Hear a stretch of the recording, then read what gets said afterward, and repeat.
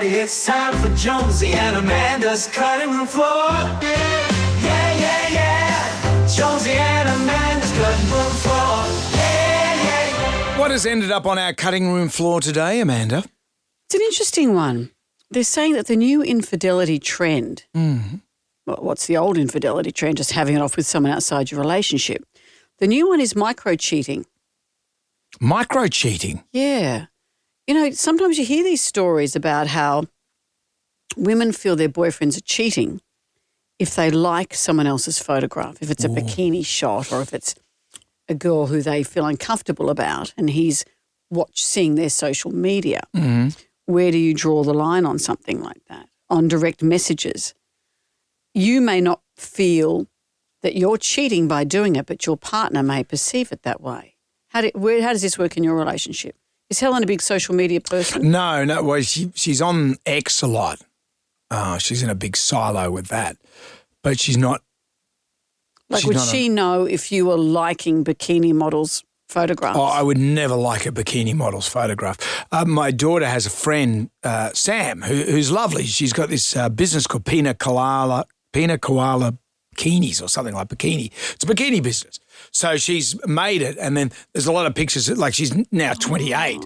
There's a lot of pictures of her parading around in bikinis. But I follow her because I'm supporting the business, and I've known the kid since she was like 14. Yeah. So I never like, if there's something about her business, my business has just done this and it's doing really well, and it's a picture of her sending out bikinis, I'll like that. But I won't like a picture of her walking down the beach in some sort of G-string bikini. Interesting you say that. I've got a number of male friends who have their friends' daughters are now posting lots of pictures of themselves, and they feel very uncomfortable about it.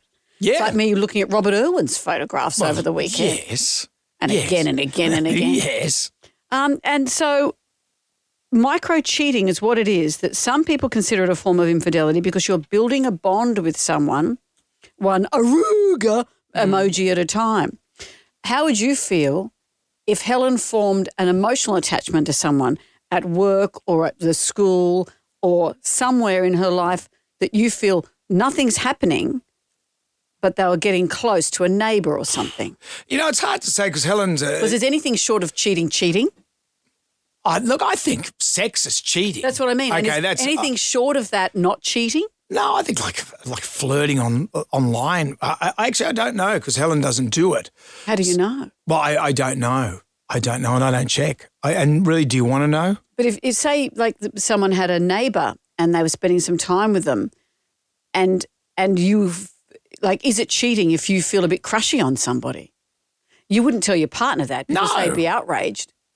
You keep that to yourself. But are you allowed to have your, like I see often blogs with people saying that's how it starts. You can't afford to have a single feeling about someone. But we're all in workplaces. We all have emotions. You can't shut down all of your emotions. It's how you manage them and where you draw the line.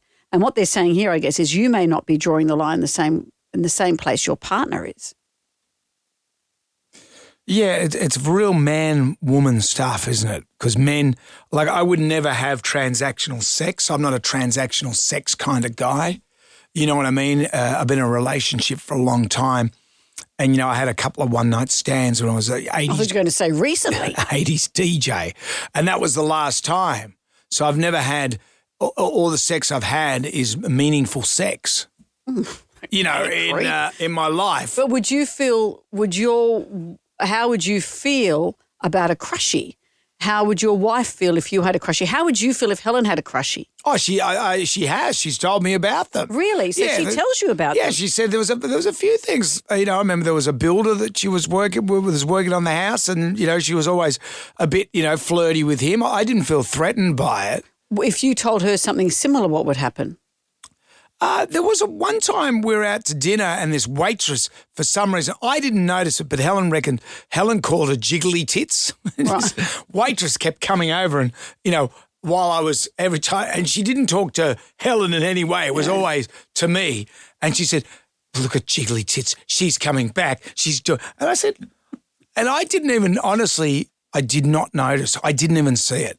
I didn't. Are you sure you didn't? And it wasn't until she pointed it out. Because I've been with you where people might come to you and you say afterwards, I didn't even know. You go, yeah, you have this inner flirtation.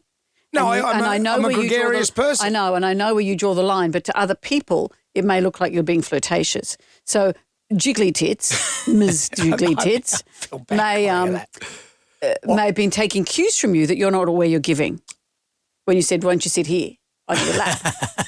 As I'm wiping my face. I wasn't going to say it. That's not the case. It's not the case at all. I think men are very oblivious about stuff. I don't know. But it's interesting, isn't it, that anyway, that is the new micro-cheating. Yeah, right. We all draw the line somewhere else. How, like, there's some, this is the new trend in America too. It's this kind of, if the women who are saying, my husband can have no female friends. See, when women say it to men, we think, oh, it's funny. When men do it to women, it's coercive control and we don't tolerate it. But maybe we should be look at it the other way around too. Mm-hmm. And when Miss Jiggly Tits comes round, ask to see the specials. That name's such a giveaway, isn't it? Ask to see the specials. I'm glad we've resolved nothing. The cutting room floor.